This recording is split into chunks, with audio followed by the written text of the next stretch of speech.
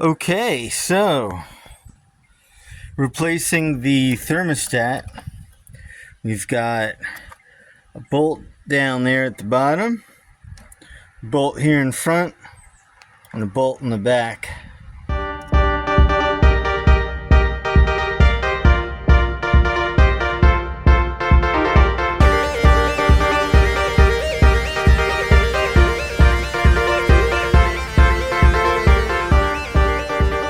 This hose is easy enough to remove. The gear wrench went a long way. You see, I had to take the throttle body out to get to it. But yeah, new one's in. This is the old one. I don't know how well you can see in there, but anyway, the gasket's all messed up. No wonder it's stuck open. But there's the update.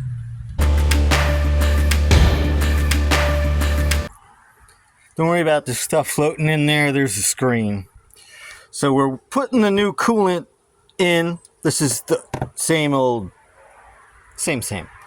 Anyway, so what we're gonna do is we're gonna squeeze this constantly, and that's gonna create bubbles here.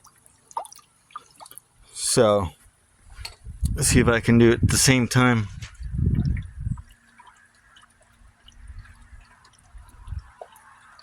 So that's how we get it, the coolant back into the system. And then we're gonna run the engine up to temperature. Turn it off. Might need to burp it again once it's cool again.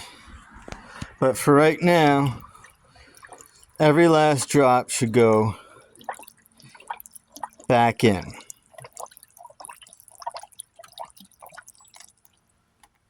There we go.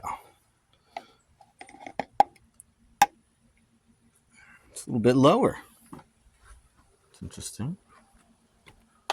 All right. Where's my coolant jug?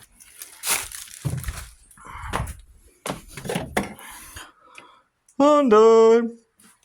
Extended life. Put that in until we don't see the radiator.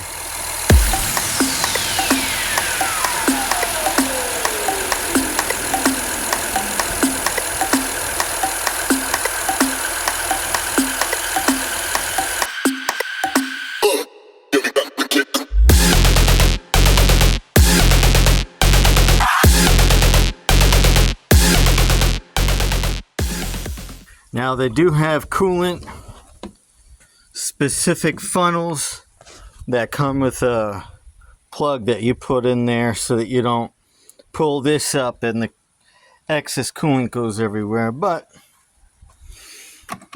we don't have that.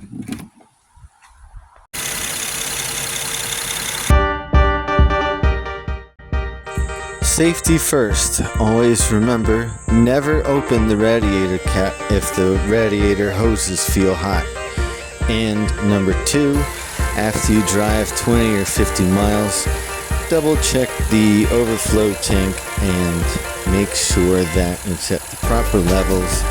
When the radiator is cold, same thing, check the levels, and I'll see you in the next video. Thank you so much for watching.